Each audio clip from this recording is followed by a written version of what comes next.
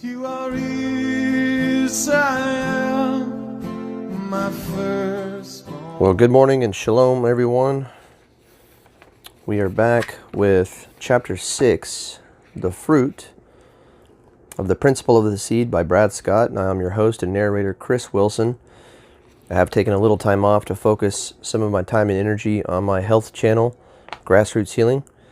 And if you haven't been over there, please check that out and subscribe. Like the videos and share them if you know someone they can help or if they help you. But in the meantime, appreciate you coming back and listening to the podcast, and hope you enjoyed everything thus so far, and let us begin. The scriptures teach us that chapter 6, the fruit. The scriptures teach us that our fruit is that which we say and that which we do.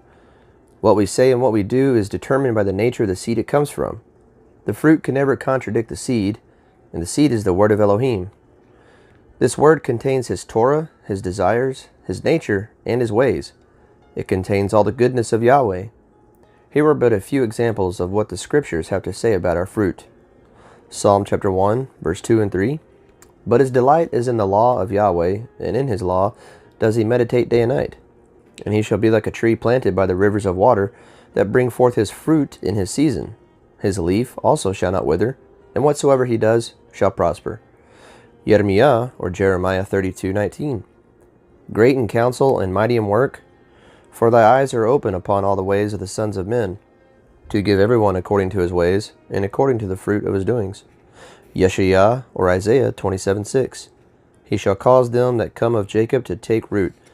Israel shall blossom and bud, and fill the face of the world with fruit. Matithah, or Matthew 7:17 and 18.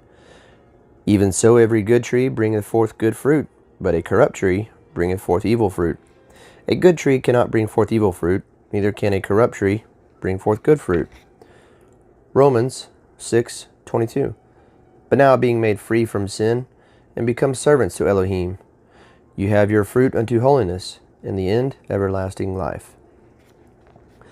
The only thing that determines what is righteous and clean, good and holy is Torah, or law, the recorded desire and will of the Father and Counselor. Whatever tree you are eating from will determine the fruit you produce. Each one of the trees in the garden began with a seed. The word of Elohim is identified as the good seed, and there is only one good seed from the beginning. If we have that same seed that Abraham had, the same seed that the prophets of old had, and the same seed that Moses possessed, then we all produce the same fruit. Why? Because like kind produces like kind, and there is only one good seed from the beginning. It is the commandments of our Abba that determines what fruit we will produce. By definition, Yahweh cannot be commanding believing Jews to produce apples and commanding believing Gentiles to produce oranges. If we all have the same seed, we must all produce the same fruit. This fundamental natural picture needs to be the guiding principle for understanding all the theology concerning the subject. There should be no argument as to how all those possessing the same seed should behave.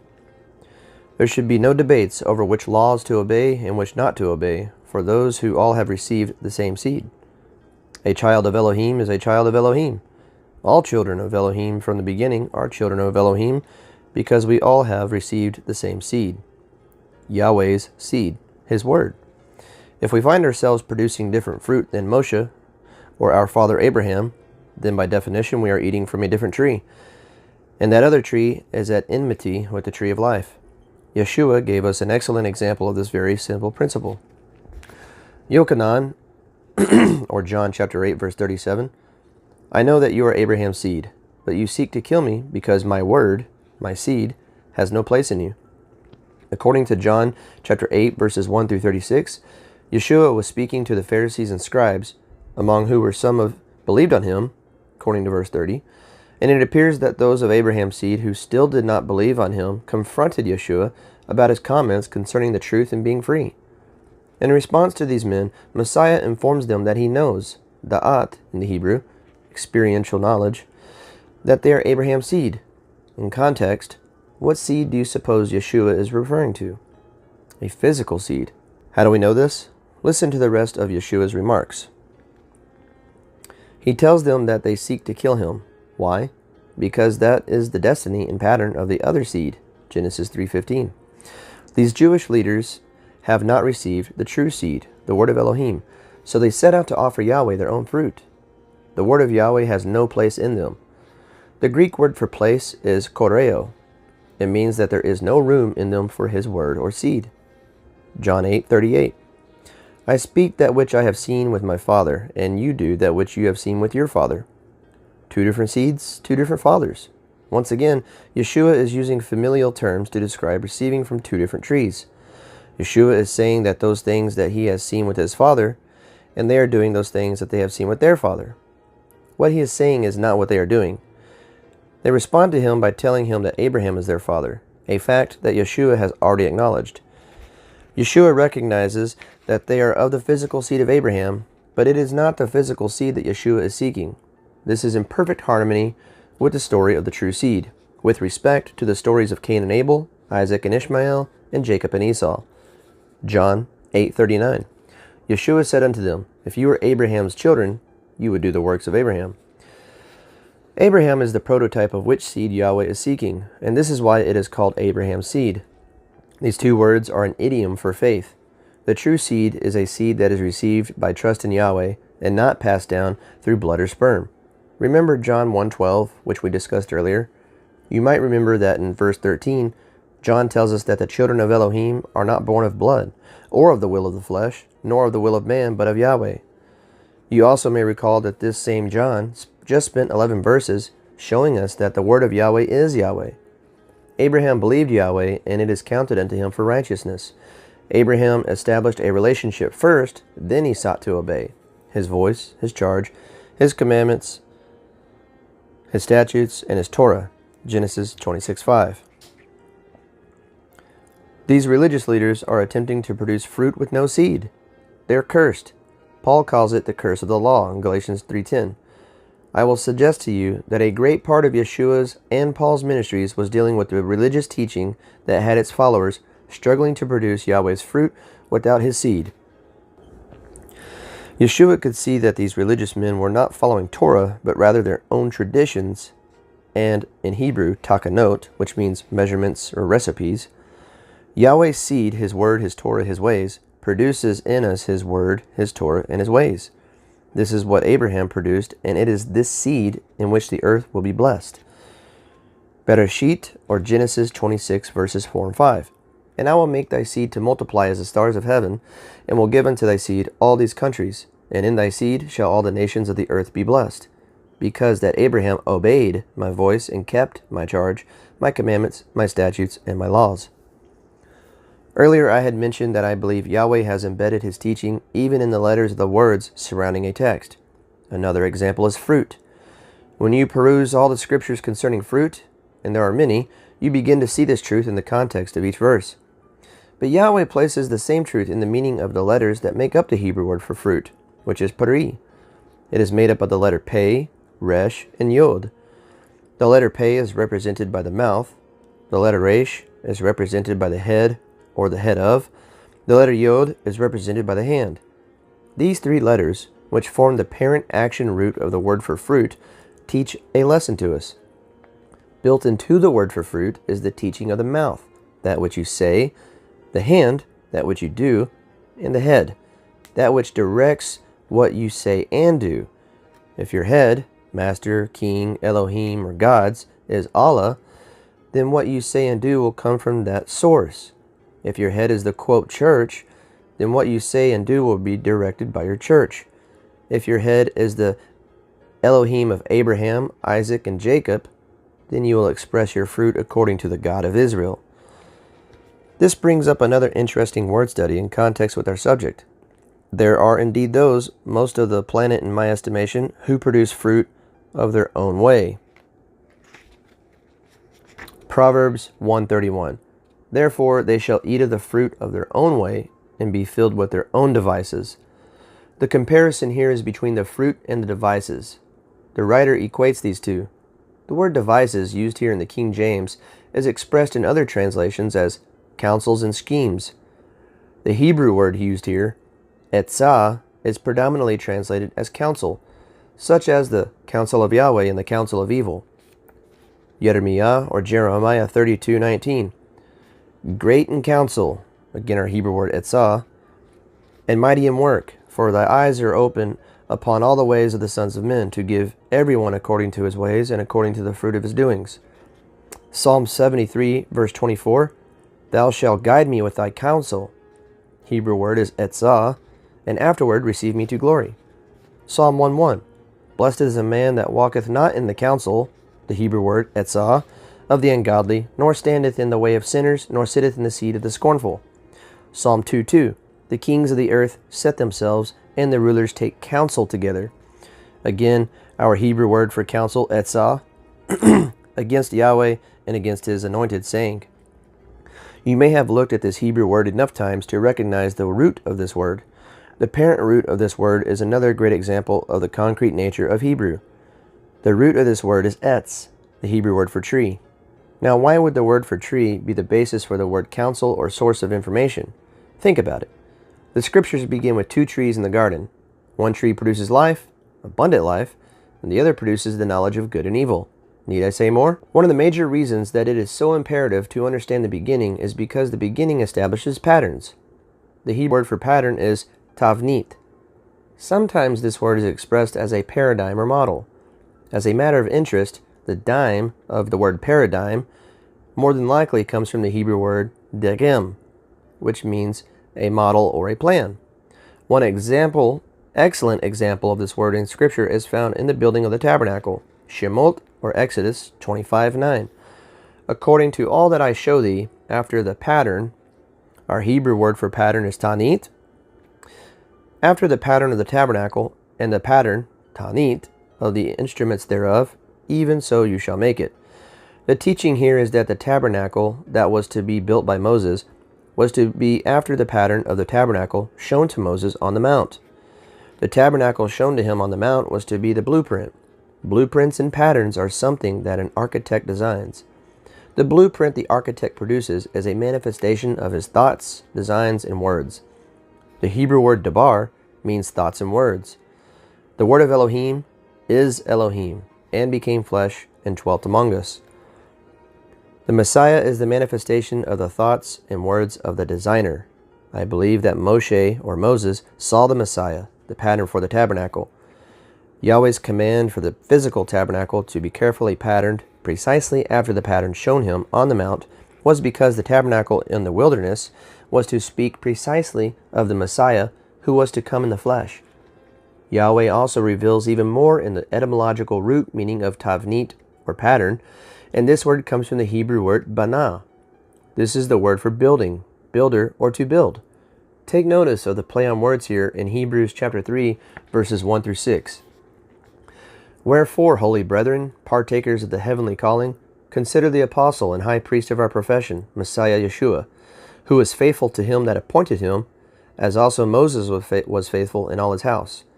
For this man was counted worthy of more glory than Moses, inasmuch as he who hath builded the house hath more honor than the house. For every house is builded by some man, but he that built all things is God. And Moses verily was faithful in all his house as a servant for a testimony of those things which were to be spoken after. But Messiah as a son over his own house, whose house we are, if we hold fast the confidence and the rejoicing of the hope firm unto the end. According to Hebrews, the man who is counted worthy of more glory than Moses is Yeshua, in the same way that he who builds the house has more honor than the house. Yet the builder of all things is Yahweh. Did you catch that? The author here is showing us that the builder of the house is Yeshua, yet Yahweh is the builder of all things. He goes on to tell us that the Messiah is a son over his own house. The Hebrew word for son comes from the root banah, the same root word for builder. The builder of the house is Yahweh. The builder of the house is the son. First the seed, then the fruit. All right, back to the patterns. A pattern, if you will, is a law. According to empirical science, a law is something that always succeeds and never fails. If it fails once, it is called a theory. If it fails a lot, it remains a hypothesis. If it never worked in the first place, it's called evolution. Spiritual laws are pictured in natural laws. In the beginning, we have all the patterns given for all our natural and spiritual laws. Remember that Paul told us that the natural comes first and then the spiritual in 1 Corinthians 15:46? One of the first laws or patterns is that the seed comes first, then the fruit. How do I know this? Look outside the window. In Genesis 1:11, we read of the fruit coming forth from the earth, and in that fruit is a seed, just like the seed that produced that fruit. But the seed comes first, right? Where is the seed? In the beginning. Remember that John told us that the Word, the seed that created all things, is in the beginning with Elohim and is Elohim? I'd like to pause for a moment and establish what Elohim means. The Hebrew word Elohim is translated typically as mighty one in the English, and it's where we get our English rendering God. So anytime I say Elohim, that is in place of God. Okay, back to the reading. First the seed, then the fruit. We have also firmly established that the seed, or the receiving of the seed, is the relationship, and the fruit is our works, or what we produce. First comes relationship, which is the seed, and then comes the works, which is the fruit. This simple natural pattern given in the beginning will never be broken throughout Scripture. Elohim remains faithful to his creation in the patterns he established in his creation. Elohim freely gives Adam his seed, and then he tells him to keep the garden. Noah finds grace in the eyes of Yahweh, and then he tells him to build an ark. Abraham's faith was counted unto righteousness from Yahweh, and then he tells him to be circumcised. The children of Israel had the blood of the lamb applied to their doors, were borne on eagle's wings, brought unto Yahweh himself, and then were taken to Mount Sinai. Need I go on? More, you say? All right, 2 more examples. In Exodus chapter 3, verse 12, Yahweh makes a somewhat subtle statement that is in perfect harmony with the pattern of the seed and the fruit. First, some background. Many of you remember the story. Charlton Heston, Moses, had risen up while in Egypt and killed the Egyptian that was smiting the Hebrew slave. He is banished from Egypt for 40 years.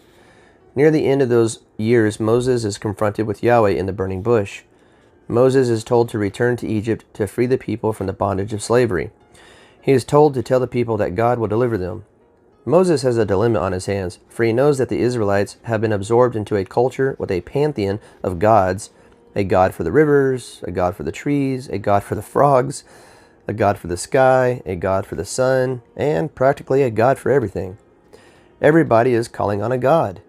They are singing songs to a god. They are praying to a god, reading about a god, wearing chains around their necks for a god, and sporting bumper stickers on their chariots. Moses knows he cannot just go back and say, God sent me. In an abstract Egyptian culture, that could mean different things to different people. So Moses not only confronts Yahweh concerning his name, but he also lacks certainty about his ability to lead the people forth. Yahweh foreknows these things and gives Moses a sign so that Moses and the people will know that it is the God of Israel that is behind them, and not just someone named God. Exodus 3:12. And he said, Certainly I will be with thee, and this shall be a token unto thee, that I have sent thee. When thou hast brought forth the people out of Egypt, you shall serve God upon this mountain. First, Yahweh tells him that he will certainly be with him. And then he gives Moses an oath. Oath is the Hebrew word for sign or a token to confirm that it is indeed him, to separate himself from all other gods. This sign will differentiate the purpose and the will of God of Israel from the purpose and the will of any other god. This sign will capture the continuity of the pattern of God, or the Elohim of Israel, from the beginning. The God of Israel is the God that delivers you from Egypt, so that you can serve Yahweh, which is God's real name, upon the mountain. The God of Israel is the God that delivers you through the blood of the Lamb first, a gift and not of good works. They received the seed first. First comes relationship, a people of my own, then comes the works, the fruit. First the seed, then the fruit. Notice that the God of Israel is not a God who delivers you out of Egypt. He is not a God who takes you to the mountain to serve him. He is the God that delivers you first and then takes you to the Torah. The Apostle Paul reiterates this in his letters as well. Ephesians chapter 2, verses 8 through 10. For by grace are you saved through faith, and that not of yourselves, it is a gift of God, not of works, lest any man should boast. For we are his workmanship, created in Messiah Yeshua, unto good works, which God hath before ordained that we should walk in them. First the relationship, which is the seed, and then the works, the fruit. I pray that I have firmly established that the true seed of Abraham is the word of Yahweh. In his word we have all his goodness, righteousness, holiness, good works, and Torah. Now, if his works, his goodness, and his righteousness are found in his word, the seed, then how can we do any good works or do anything righteous to receive the seed? The works and righteousness of Yahweh are in the seed. In other words, everything I need to obtain are in the seed. And in other words, everything I need to obtain the seed is in the seed. So the seed is the word of Elohim, has to be a gift from God and not of good works. We cannot earn it because it is in the seed. After we have received the seed by grace through faith, then we can produce the fruit of that seed. If there is only one good seed from the beginning, then I have the same seed that Abraham had, and it will produce the same fruit, because like kind produces like kind. How do I know that? Look outside the window. Abraham could do no good works to receive the seed any more than you or I can. The reason that we are Abraham's seed is because Abraham is the model of all those who have ever believed. Abraham believed first, then he produced the fruit of that belief, and then he became the father of all who believe. First the seed, then the fruit. Genesis 15:6. And he believed in Yahweh, and he counted it to him for righteousness. Genesis 26:5. Because that Abraham obeyed my voice and kept my charge, my commandments, my statutes, and my laws. Torah. Galatians 3:26. For you are all the children of God by faith in Messiah Yeshua. How long has the Messiah, the word or seed, been around? Is Paul teaching something new or something true? Galatians 3:29. And if you be Messiahs, then you are Abraham's seed and heirs according to the promise. Debar, word or seed. The phrase according to, used here and elsewhere for that matter, is equivalent to the Hebrew word mino, le mino, which is translated in the beginning as after his kind. In the Septuagint or Greek translation of Genesis 1:11, it uses the same Greek word and translates it as seed according to his kind. Paul is essentially saying that if we are of Messiah, then we are of Abraham's seed and inheritors after like kind. We are all one with the homeborn, which brings us to another interesting word. In the book of Exodus, we have the two familiar Passover followed by the Exodus from Egypt. I have read much commentary on this section of Scripture. I was taught that the mixed multitude that came out of Egypt were Jews, of which those who had faith and those who did not. In other words, the quote mixed part was Jews who believed and Jews who did not believe. First of all, recorded extra biblical history of that time tells us that the Egyptians enslaved many of the nations around them and forced them to make bricks with mud and straw. They also enslaved the Israelites and forced them to make bricks with mud and straw. And finally, they enslaved their own criminals and forced them to make bricks with mud and straw. So you see, those who came up out of Egypt with them were all the whosoevers that had the blood of the Lamb on their doorposts. Those of the quote mixed multitude, Exodus 12:38, who chose to go with the Israelites were told that if they choose to come near and keep the Passover, that they would be as one that is born in the land. There are so many coincidental positionings of Hebrew words that is difficult to decide how many to highlight. I will focus on one. Exodus chapter 12, verse 48 and verse 49. And when a stranger shall sojourn with thee, and will keep the Passover to Yahweh, let all his males be circumcised, and then let him come near and keep it. And he shall be as one that is born in the land, for no uncircumcised person shall eat thereof. One law shall be to him that is homeborn, and unto the stranger that sojourns among you. Not only are we told that the stranger, Ger, a foreigner outside of Israel, who chooses to keep the Passover is one with one that is born in the land, but there is to be one Torah for both. In verse 48, we have the use of the word born, and then in verse 49, we have the same word translated as homeborn. These two English words come from the same Hebrew word, ezrach.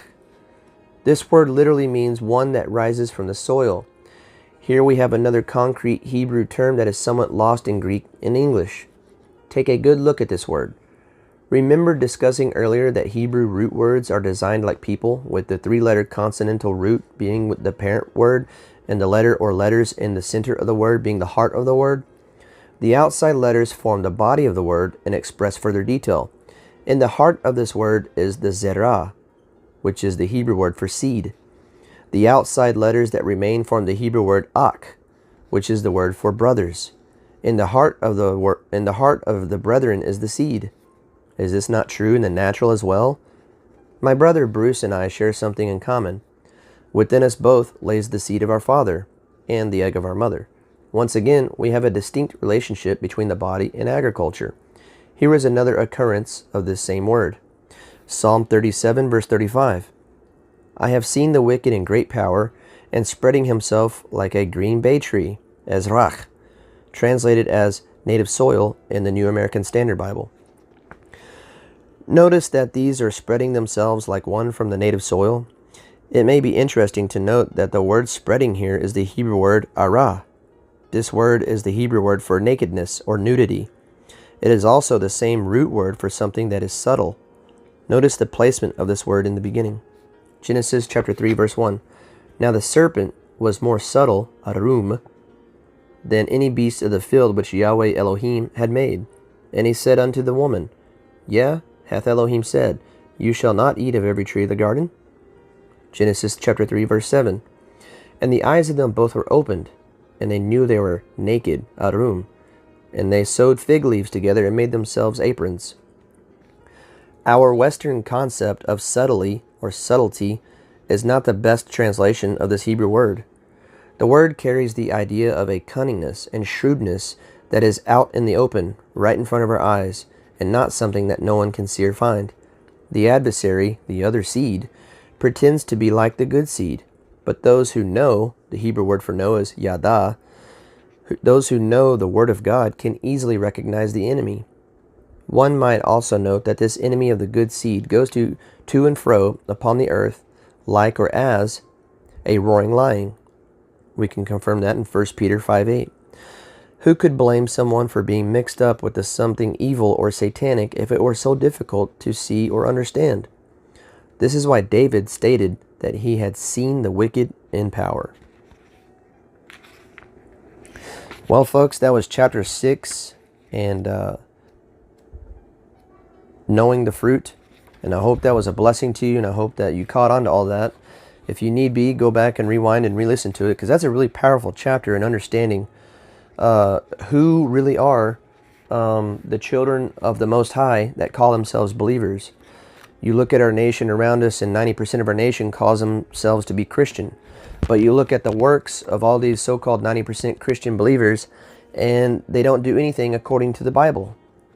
Our lives should be exactly aligned with the whole word of Elohim, the whole word of Yahweh, from beginning to end. Nothing has been annulled or done away with or nailed to a cross. We can see this plainly in the scriptures using the original context from the beginning all the way through the end. It's one consistent story with a congruency that runs from Genesis all the way to Revelation. There's nothing new, but it's the same faith and belief that our apostles of the first century carried forth. It's just the traditions of men that goes beyond the instructions of our Creator that has deceived us or tricked us or blinded us. So keep that in mind, my brothers and sisters, that we must study the Word in its context to understand, what are we doing here? Are we just peddling our own life into the way we want, or are we truly sacrificing our life of the here and now for something much greater in the next life to come? After all, this world we are not of. We're ambassadors for the next world to come. Something much bigger than ourselves. Well, anyway, in a few days, we'll get into chapter 7, which is titled, The Comforter Cannot Come Until I Go. And I'll leave you with John chapter 16, verse 7. Nevertheless, I tell you the truth. It is expedient for you that I go away. For if I go not away, the Comforter will not come unto you, but if I depart, I will send him unto you. Think about that as we move into this chapter. I know this one is a bit lengthy, but chapter 7 is very short, so I'll probably combine it with chapter 8, who talks about who Israel is. And that'll help explain a lot of the differences between who we are today in America and the world abroad versus who those were in the first century with this, quote, new church theory. So let us dig in and begin to see exactly what our faith or belief system is supposed to be about. And I also own a Dakes New King James Bible with thousands and thousands of footnotes in there. And his Bible is a very authoritative Bible. And, you know, it says a lot of contradictory things according to the scripture within his footnotes on when the true Sabbath or seventh day of rest is, where many people today think it's any day of the week. Some believe that it's Friday night sundown to Saturday through sundown. Some believe it's the first day of the week, Sunday. But I want to show through historical documentation that the true Sabbath, the seventh day set apart rest, which is a sign between us and our Creator because it separates us from the rest of the world unto our Creator by setting apart that special time period of 24 hours unto Him, is Friday night sundown to Saturday sundown. And we can only do the very best we can with what we have available. And I believe we have a lot at our hands available. And it's just through proper understanding of the context of the scriptures. And we must look at the proper context of the scriptures, not through a Christian lens, not through a lens of Judaism, but through a lens of an open-mindedness to want to receive His implanted word within us to grow and do the word. And as always, my friends, be a doer of the word and not just a hearer only, deceiving yourselves. If you call yourself a believer, truly practice out that which you believe. As we know, the demons believed and they shudder. So why aren't they saved? That's a good question. They don't have the seed that produces the fruit of Elohim. In the meantime, my friends, may Yahweh bless you and keep you. And I hope that this teaching has been a blessing to you.